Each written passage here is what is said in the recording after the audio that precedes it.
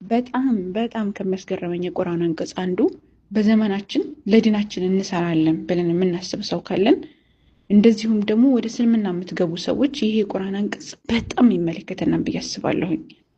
አላህ አዘ ወጀል ምን ይላል? የሙኑነ ዐለይከ አን አስለሙ ይላል። በመስላማቸው ምክንያት ይመጻደቃሉ አለ። ቁል ላ ተሙኑ ዐለየ ኢስላመኩም፣ እስልምናችሁን በመስለማችሁ ምክንያት አትመጻደቁ። በሊላሁ የሙኑ ዐለይኩም፣ እንደውም አላህ አዘ ወጀል በእናንተ ላይ ይመጻደቅባችኋል። ለምን? በሊላሁ የሙኑ ዐለይኩም ካለ በኋላ አን ሀዳኩም፣ ስለመራችሁ ሊኢማን፣ ለእምነት ለእስልምና ስለመራችሁ ሊመጻደቅባችሁ የሚገባው አላህ ሱብሓነሁ ወተዓላ ነው። ኢንኩንቱም ሳዲቂን፣ እውነተኞች ከሆናችሁ በማለት አላህ አዘ ወጀል ይናገራል። ምን ልላችሁ ፈልጌ ነው፣ አንድ ሰው ለድኑ ሲሰራ የሚሰራው ለራሱ ለነፍሱ ነው። አላህ ላይ የሚጨመርለት የሚቀነስለት ምንም ነገር የለም። መመጻደቅ የለበትም። ቀብር ውስጥ ሲገባ የሚመልሰው መልስ ነው እዚህ ዱንያ ላይ የሚሰራው። ማንኛቸውን የምንሰራቸው መልካም ስራዎች ለነፍሳችን ለራሳችን ነው። ሊላህ ብለን ብንሰራም የምንሰራው ግን ለማን ነው? ለአላህ አዘወጀል ሳይሆን ለእኛ ለራሳችን ነው። ገብቷችኋል? አላህ ላይ ምንም ነገር የሚጨምርለት እኛ ብናመልከው የምድር ሰው ቢያመልከው ቢገዛው ትእዛዙን ቢፈጽም የሚጨምርለት ነገር የለም። በተመሳሳይ ነፍስ ለወቅት ቢክደው የሚቀንስበት ነገር የለም። ታዲያ በማን ላይ ነው? የራሳችን ለነፍሳችን ብለን ማንኛውም ነገር መስራት ያለብን። እንደዚህም ወደ እስልምና ሲመጡ አንዳንድ ጊዜ የሆነ ስለሰለሙ ብቻ የሆነ የተለየ ነገር ያደረጉ እስልምና ላይ እየጨመሩ ወይም ደግሞ እኛ ስለሰለምን እኮ ነው ብለን የሚመጻደቁም ሰዎች ካሉ ምን አለ? ላተሙኑ ዐለየ ኢስላመኩም፣ እስልምናችሁን በእኔ ላይ አትመጻደቁ፣ አትመጻደቁ። እንደውም ሊመጻደቅ የሚገባው አላህ ሱብሓነሁ ወተዓላ ነው። ይሄን ነገር የሚገባው እሱ ነው። ምክንያቱም ለእስልምና መርቷችኋን እያለ ነው አምላካችን አላህ ሱብሓነሁ ወተዓላ። እና በጣም የሚያስገርመኝ የቁርአን አንቀጽ ነው። በነገራችን ይሄ ተፍሲሩ የወረደው ሰበብ ንዙሉ ምንድነው መሰላችሁ? ቁረይሾች መጥተው በነብዩ ሰለላሁ ዐለይሂ ወሰለም ላይ ሲመጻደቁ ነው አላህ አዘወጀል ይሄን የቁርአን አንቀጽ ያው ቁል ላተሙኑ ዐለየ ኢስላመኩም። ቁርጡቢ ረሒመሁላህ ተዓላ ምን ይላሉ መሰላችሁ? በሊላሁ የሙኑ ዐለይኩም የቁሉ ተዓላ በሊላሁ የተፈضሉ ዐለይኩም አን ወፈቀኩም ሊልኢማን።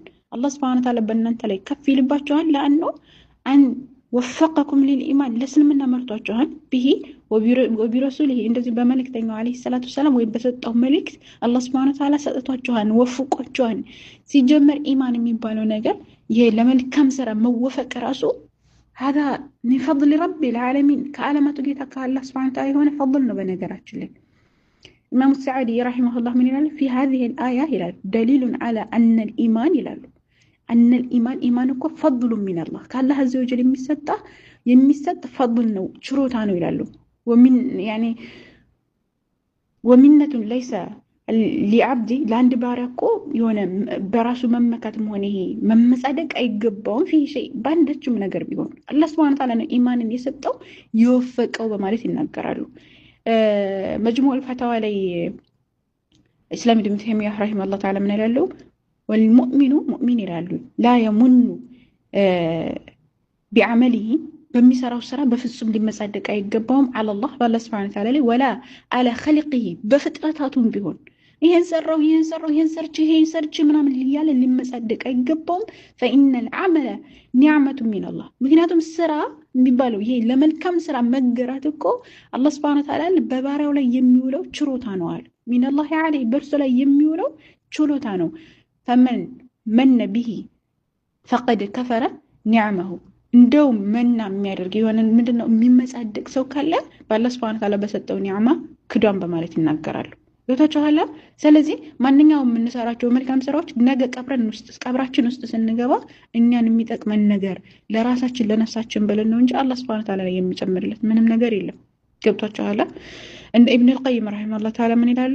መን ረአ አነሁ ሙጢዑን ወአነሁ ቀድ ዐሚለ ጣዓተን ፈቀድ ዑጅበ፣ አንድን ነገር መልካም ስራ በሚሰራ ጊዜ በጣም የሆነ ከተመጻደቀና በጣም ከተገረመ በራሱ ያኒ ቢዐመሊሂ በስራው ወነሲየ ኒዕመተላሂ ዐለይሂ፣ አላህ አዘወጀል በሱ ያለውን ችሎታ ረስቷን ይላሉ። ያን ሰው እየተወፈቀው በማን ነው?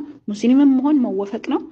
እንደዚሁም ለመልካም ስራ መገራት መወፈቅ ስለሆነ ይሄ ተመን የሚባለው ነገር ይሄ ምንድነው መመጻደቅ የሚባለው ነገር ለባሪያ አይገባውም። እንደውም አላህ ሱብሓነሁ ወተዓላ يعني دينو لا يندسنا ربنا لا تزغ قلوبنا بعد إذ هديتنا يالن الله سبحانه وتعالى لنلمنه ነው የሚገባው እዛ ቦታ ላይ ስላስቀመጠን ልናመሰግነው የሚገባው ገብታችኋል ሽኩር ያስፈልጋል አላህን ማመስገን እዚህ ቦታ ላይ ስላለን አላህን ማመስገን ሌላው ነገር የሙእሚን ባህሪ ተዋضع የሚባል ነገር አለ መተናነስ የሚባል ነገር ይኖራል ሰሃባዎች እንኳን ይተናነሱ ነበር አይደል እንዴ እኛ ማንን يعني ተመን የምናደርገው طيب ሌላው ነገር ምንድነው وما بكم ምንድነው የሚለው አላህ Subhanahu Wa Ta'ala وما بكم من نعمة يعني ከስራችሁ መስከረም فمن الله سبحانه وتعالى ማንኛውም ኒዕማ የሚሰጣችሁ ነገር فمن الله ከአላህ Subhanahu Wa Ta'ala ነው እና የመመጻደቅ የሚባለው ነገር በሙእመናን ላይ ሊኖር አይገባም ተመኒ ይሄ ምንድነው መመጻደቅ የሙእሚን ባህሪን በፍጹም አይደለም